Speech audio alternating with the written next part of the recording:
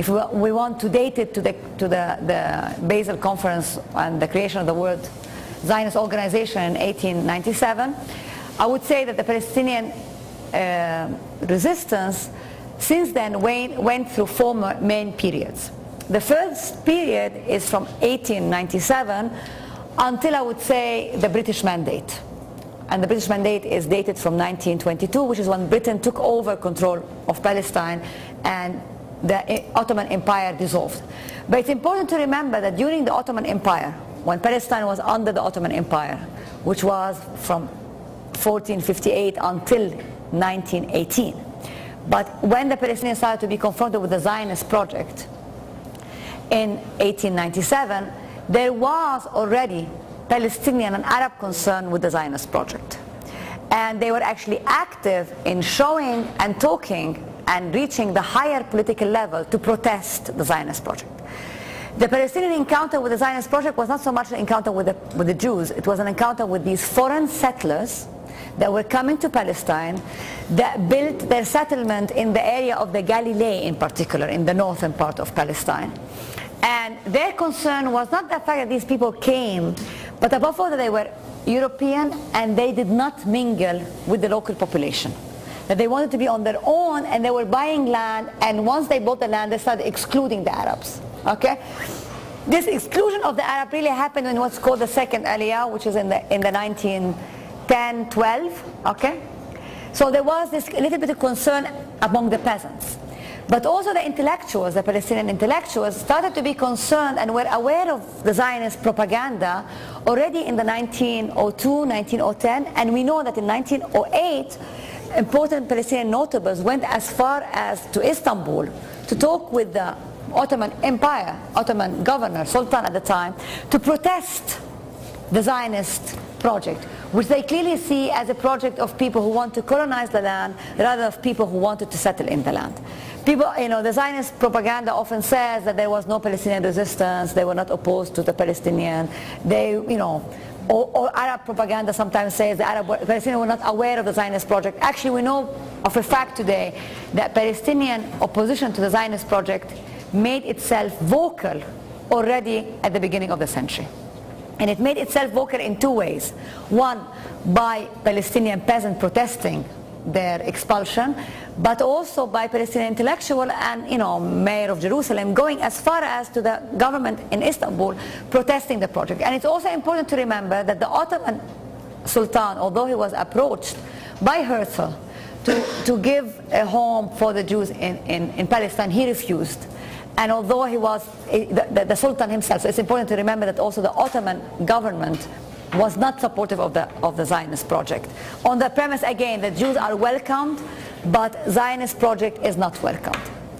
The turning point, of course, as you all know, is the Balfour Declaration. The Balfour Declaration was a promise given by Britain in 1917, so before the First World War was over, whereby the Zionist World Organization under the direction of Weizmann, Chaim Weizmann, approached the British government and tried to lobby for a British support for the creation of a Jewish home in Palestine.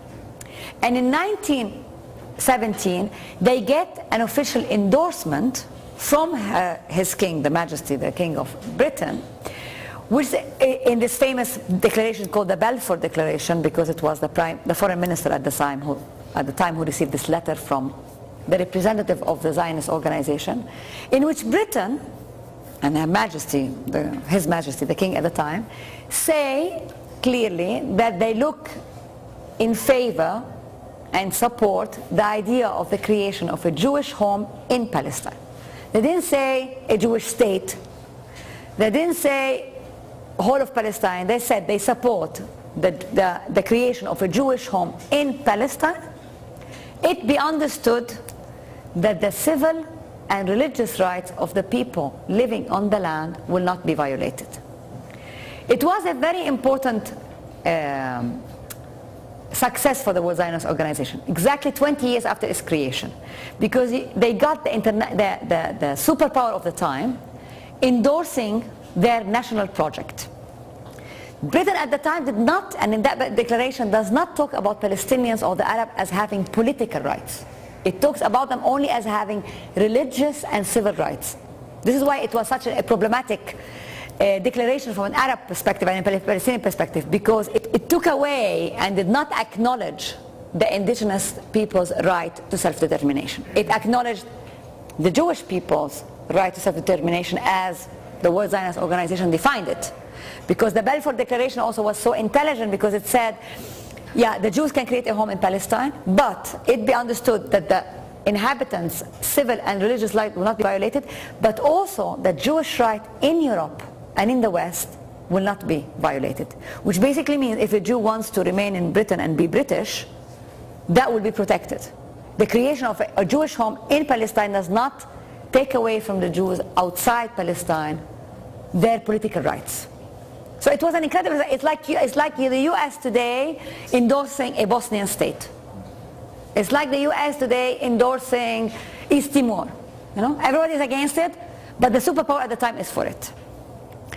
And as soon as the Arab heard of it and the Palestinians heard of it, they were very upset and expressed their anger at this declaration in two ways. One, by massive demonstration in Palestine in 1920. One, when the British were already there and declared the mandate. But also, Palestinian politician and Arab politician went to London and discussed with the Britain about how unfair this declaration is. And they got insurances at the time that don't worry, what we mean by a state, by a home, is not a state, and what we clearly mean in it is not in the whole of Palestine, in some part. So it was left vague. And this is very typical of all international declaration, because it's just a tool. The core issue is how, with this very important stock share, you're going to cash it in with something concrete or not. And the World Zionist Organization was very successful in taking this very important declaration and make sure that they can cash it in with the creation of a state. How did they do that? Or I mean, I suppose you heard before how it happened, but the second phase we're entering now, which is the phase of the British mandate, where Britain comes to Palestine, take over Palestine. Britain and France divided the old Ottoman Empire into states, and they created the present boundary of Palestine, which is more or less the historical one.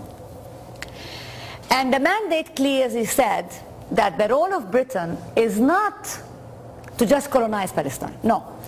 The role of Britain in Palestine, as well as in Jordan, as in Iraq, where the mandate applied, was to prepare the indigenous inhabitants for independence. The argument being that they're still not ready for independence because they don't have modern institution, modern state.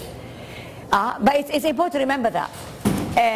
And we're going to train them until they become independent.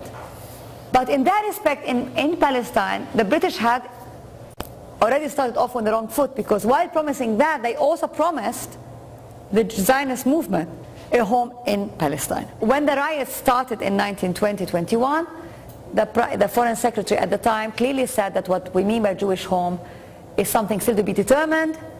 It doesn't mean a state in Palestine, and it doesn't mean all of Palestine. Okay? And that respect was very important, because he stops the Zionist plan of saying that the boundaries of the Balfour Declaration went as far as Jordan. The other thing which is important is how you're going to now create a new government. Britain started off by talking about a one-state solution.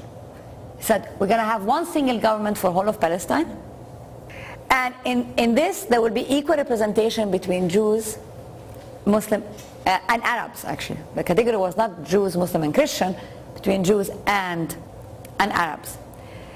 And the governor at the time tried very much to sell this idea to the Palestinians, but they refused. They refused because they could not understand why 10% of the population, actually 7% of the population at the time, should have equal representation in government. Okay? And why should Hebrew, English, and Arabic become the official language when the official language of the land was Arabic?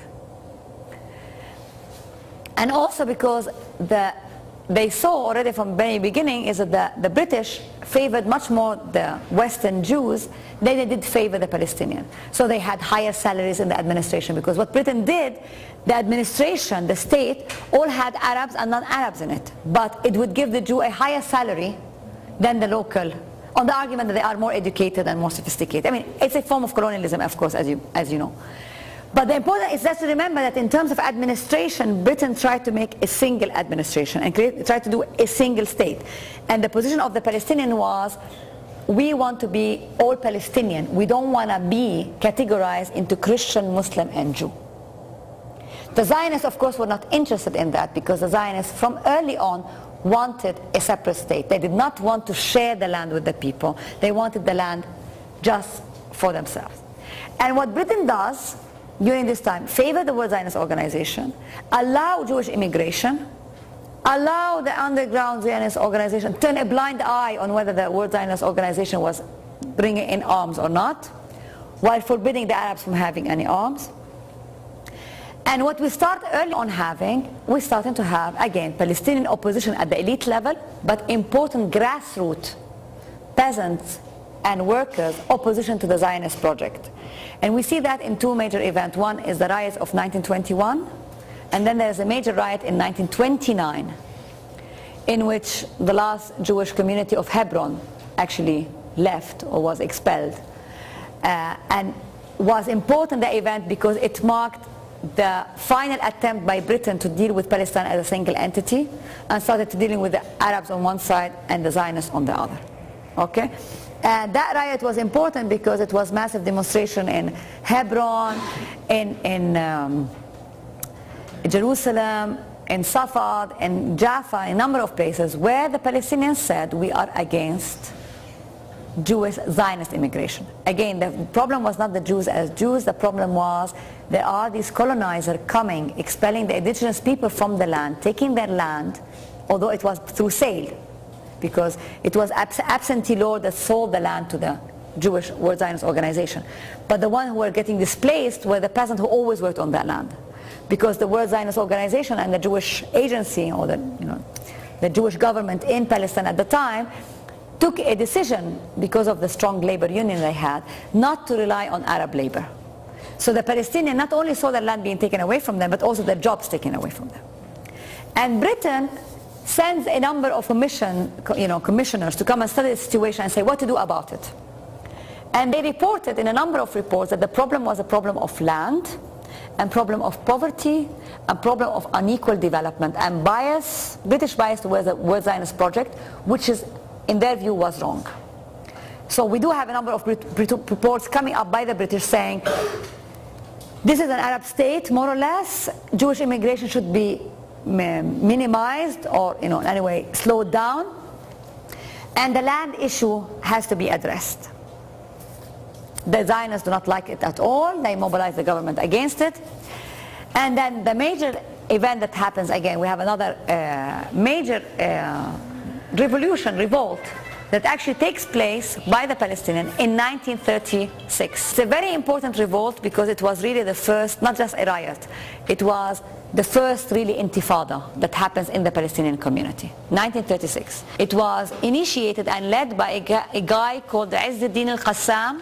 So when you're hearing of the Qassam rockets, when you're hearing of the Qassam brigades, they are in memory of this person who was actually originally Syrian and who lived in Palestine and was very, very worried about increasing Jewish immigration into Palestine and their appropriation of Palestinian land and of Palestinian property.